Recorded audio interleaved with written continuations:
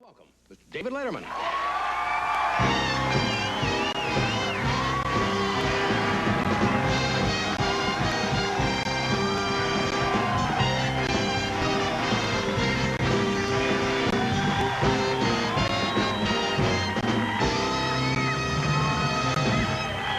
Crowd is in a frenzy. Thank you. Thank you very much. Thank you. Thank you. Before I begin my little presentation. Yes. Ed, on behalf of myself and the vast North American viewing public, keep those bloopers coming. Thank you. Thank you. Thank you. Thank you very much. You send us some. Oh, yeah, we got a truckload. What a reception tonight, like a frenzied school of sharks feeding. I mean, isn't that nice? I like being in California, and it finally occurred to me this morning what it is I like so much about Southern California, Los Angeles in particular. I just feel, I think, a sense of peace of mind, knowing I'm in the same city as Dr. Art Ulene. That gives strength to many of us. Yeah. Long, cold nights. Troubled times, sure. He it's is nice within to a know phone call's range. where it can come right over, yeah. Oh, boy. They do not have in New York doctors who also make appearances on the news. Usually that's a common thing we now. get Dr. Art Ulene in New York as well. I guess he The man is virtually everywhere. syndicated all over the place. Yeah, and it's pretty annoying, too, at this point. By the way, Johnny, those dogs are awfully ugly, but they're not bad eating. Good eating.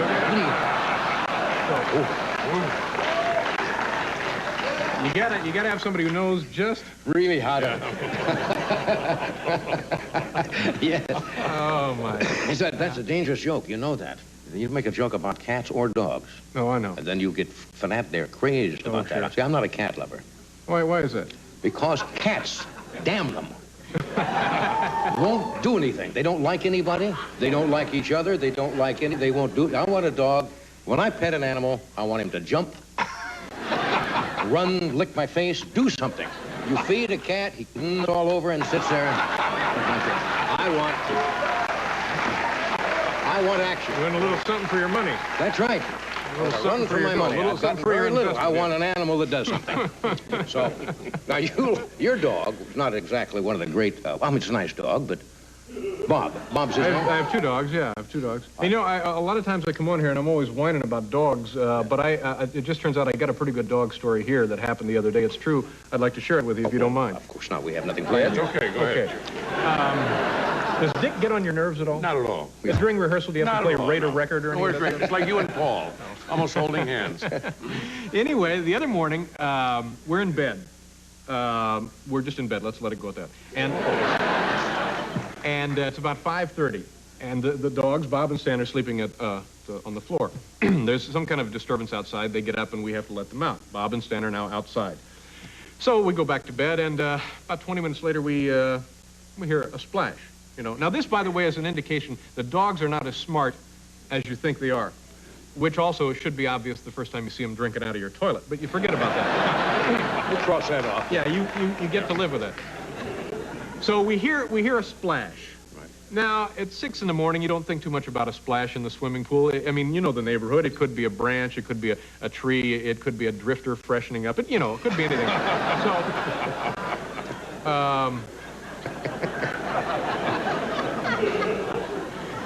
So right after the splash, Stan, the younger of the two dogs... Stan, yeah. I knew Bob. I didn't know it was Stan. Stan comes back in, and he goes to sleep. Again, we don't think too much about this. About a half an hour later, we hear this noise. And I jump out of my sleep, and I say, oh, my God, it's a wounded condor. We've got to get out there. And... naturalist that you are, I didn't know you picked up on those sounds. Or a sea bat or something. Yes. I don't know what it is. So... we go rushing out of the swimming pool. Now Bob is not in good shape. You've seen him before. He's built like a fur-covered oil drum, this guy. Lumbering would be the word. He's fat and he's old and he's bloated. So he's in the pool now, this is the truth, fighting for his life. So we phoned the sheriff. They brought up a helicopter. We got a derrick and pulled him out. So now you have to look at this from Stan's side of the story. See, Stan witnessed the whole thing. Stan's out there. He knows Bob is old. He knows he's feeble. He sees him go into the pool. I don't know how he fell in. He might have been pushed. Stan may be pushed. So Stan is there. He sees him struggling. He sees him hanging on the edge like a rat clinging to a meat truck, you know? He says to himself, Stan does, well, things seem to be in order here. I guess I'll go in and get a nap. Yes. And Bob is all right. Yeah, Bob is all right. Is But all they're just right. not that bright. It's a little... Yeah, we give them credit, you see. Yeah, for- well, they don't really deserve that kind of credit, but No, we they don't. pretend that they get that. All right, we'll be back here in just a moment. We have to leave for a moment, but... All right, we are back.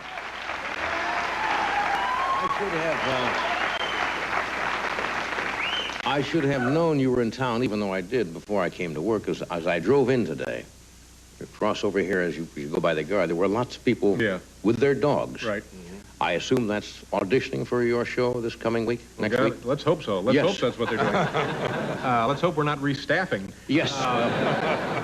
Yeah, that's what they're doing. You know, we're going to have stupid pet tricks and on the show.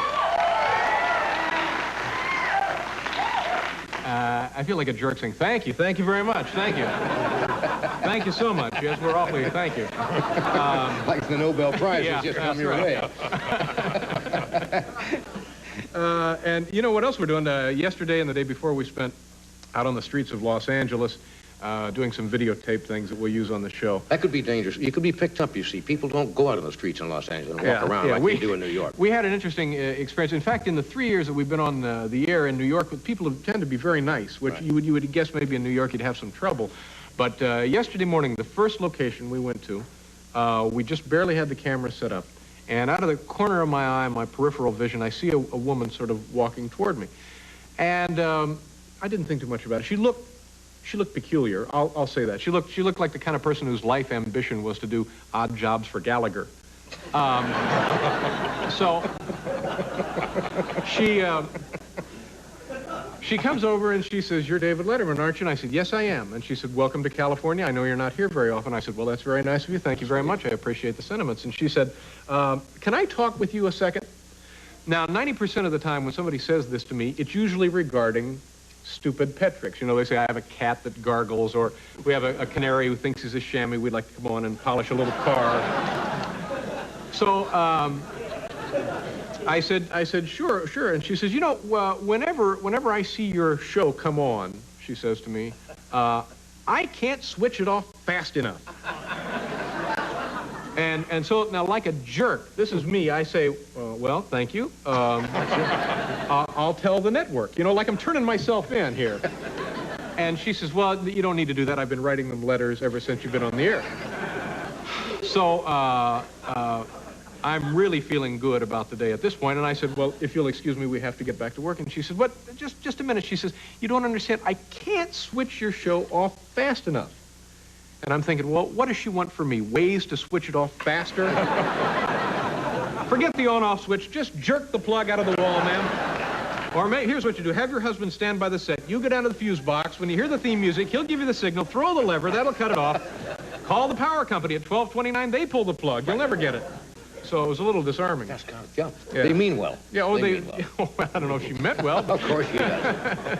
All right, I understand you have a film clip, as they say. We have now, videotape. Clips, John, as you know, are the lifeblood of the American entertainment industry. That's right. Where would we be if we didn't have clips? Exactly my point, John, and I'm glad you brought it up. Right. Yeah, it's a... but, you know, normally I hate going on your show with a clip, and I think if you'd admit it, if somebody broke into your house and woke you up in the middle of the night, you'd admit that you hated clips, too. Right.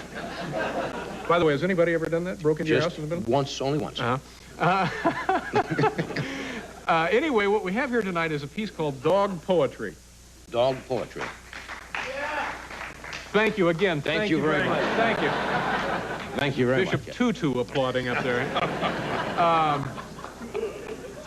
So, now originally when the idea for this piece We're in a weird business, aren't we? Yeah, we really You are. get away with this kind of stuff. Okay. I'm 38. Earlier today, I had to have somebody else pick out my socks. What does that tell you about? That's right. Anyway, so the idea was presented to me. We have dog poetry, and I was apprehensive at first, but we went ahead and we did dog poetry, and I'll give the person proper credit after we see how it plays here. All right. Let's see. But this was done on the show about 3 months ago, and it's something called dog poetry. Watch the monitor.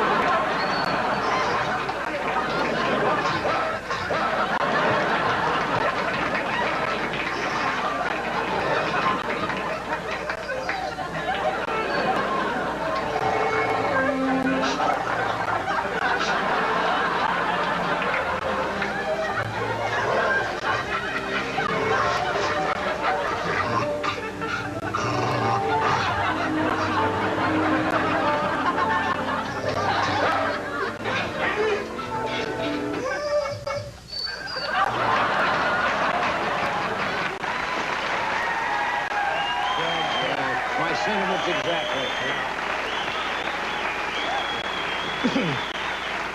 Anyway, that was the idea of one of our writers, Meryl Marco. She was Very funny. Come to think of it, dogs think more like humans, and we give them credit. But a nice, classy ending, didn't you think? Yes. Yeah. Yeah, very nice. Kind of the French mime theater type of thing. Yeah, exactly. We have to do this? Hold up. Is that what you mean, Fred? Or are you ordering a drink? I can never tell when Fred does these, whether it's age or whether... There it is, right here. Was this it? Yes. Fine. This is very good. You'll have this on your show someday. You can paint windows fast and sloppy and stay perfectly...